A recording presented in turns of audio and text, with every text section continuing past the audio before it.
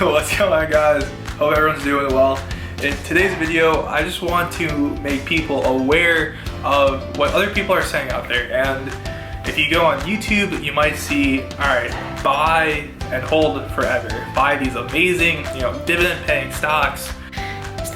Hold them forever, don't even bat an eye, don't even look, go like this, and just not even check your portfolio.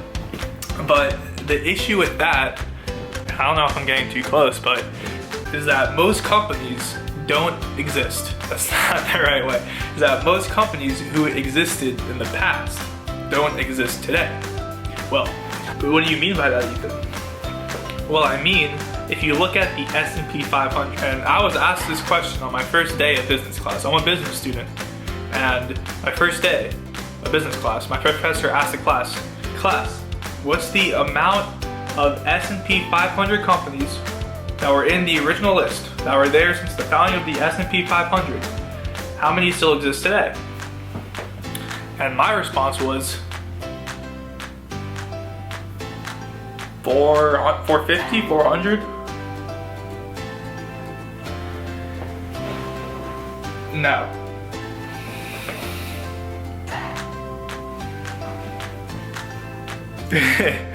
The answer is 60.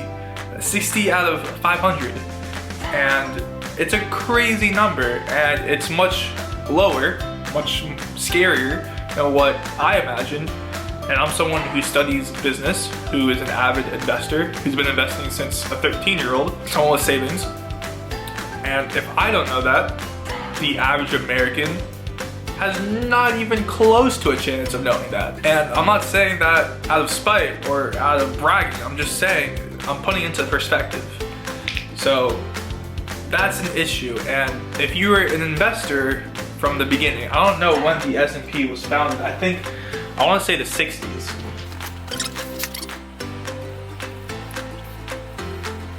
I was wrong. 1860. I got the sixth part right. If you're wondering what this is on my back, it's a back strap to help with backs. Someone asked me, when did I get a weak back? And I replied, about a week back.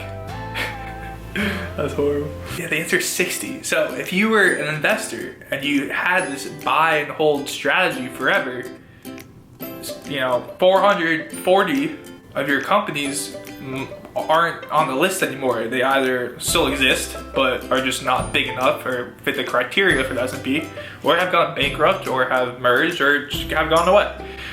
And that's an issue. If you guys are new to the channel, my name is Ethan Chase. I post videos every single day of me attempting to trade the stock market on those guys right behind me, and many videos a week on personal finance, investing, life, side hustles, anything related to moolah I create. So if you haven't already, hit the subscribe button. We are on 80 subscribers. Thank you so much. It's always been a dream of mine to start a YouTube channel, and seriously, you guys are making this dream come true, so thank you. If you haven't already, subscribe. Back to the video. This idea, this notion that you buy and hold and you just, I don't know, you blindly believe your company is going to be amazing because it's some nebulous corporation that you never see. It's too big to fail. That just doesn't exist. I mean, just look into the news. Look into recent news of bankruptcies, especially now with the pandemic. Obviously, the pandemic is very extreme. It's not a normal business condition, but even in the past, like 2016, 2017, many companies have filed for bankruptcies and just have went under because they didn't adapt. And that's kind of the focus of the video, is what happens when you don't adapt, when you're not innovative, when you're not forward thinking. And that's the reason why that statistic, why 60 companies only exist, is true. Is because these companies didn't adapt, and they didn't, take on that new technology, or they didn't launch into this new segment of the market. That's the issue. Even more staggering, if you look at the average tenure, the average lifespan of an S&P 500 company, the average in the past was around like 33 years, which is 33 years is a long time, I'll give it that. But even if you apply the buy and hold strategy to that, 33 years, I'm assuming as a young investor, even if you start investing at 50, around 33 years, 83, probably still alive, that still wouldn't work. So just imagine today, where the number has dropped precipitously. Not 28, not 25, not 19.2, but 14. I was gonna try to do a hand motion, but 14 years. So this buy and hold strategy forever is just not, it doesn't work. You're trying to force something that doesn't work. And I'm not here trying to be like, don't invest, don't buy dividends, or don't buy dividend stocks, because that's exactly what I do and it works. But you gotta be vigilant on what companies you buy. There's a few reasons why companies fail to adopt or fail to change and ultimately see their demise. And we'll discuss them. I'm a business student. This is pretty much my job, is to understand why these businesses don't adapt. But these are kind of the reasons I've learned. The first is there's just fear of change, and that's normal for human beings. We don't like change. I don't like to go, I was gonna say I don't like change, but I would love if my subscriber amount changed. If my subscriber count skyrocketed on YouTube, I would love that. But as humans, we just don't like change because our brains, I'm going to get psychological here, so bear with me. Put on the thinking caps. Our brains like to kind of take the world and put it into schemas or into compartments so we can make sense of the world. And that's easily done when we know what's going to happen because our brain already has registered it. But when there's uncertainty and when there's change, our brain doesn't know what to do. We don't know how to interpret it, which is why there's a hesitation. There's kind of a weird feeling about change. And the idea is businesses, corporations are made of people, and if people are fearful of change, so are businesses. So that's kind of the main reason. If a business is just scared and rightfully so. I mean, if you look for a YouTube channel, right? I'm putting a lot of time into this. I haven't seen 1 cent of monetary reward from this channel. So for me to put all my time, I'm acting like I got something else better to do in quarantine. But with all this time, there's no certainty that this is going to succeed. But I'm taking action. But for a company, instead of time, in addition to time they're spending, they might be pumping millions or billions of dollars into that new project or into that new research idea. So for them, it's a real loss. They could realize if they fail. So that's an issue. If you guys are enjoying Ethan Chase's MBA program, hit the subscribe button. Also, like the video. The YouTube algorithm will do its tentacle math things and share it to others, so also do that. The next reason, in addition, so we kind of discussed psychological reasons and upfront costs. I get to spend a lot of money upfront without seeing a reward. But the next reason, what business schools love, business schools salivate over, is something called a switching cost. Switching costs. A switching cost is just the cost of switching.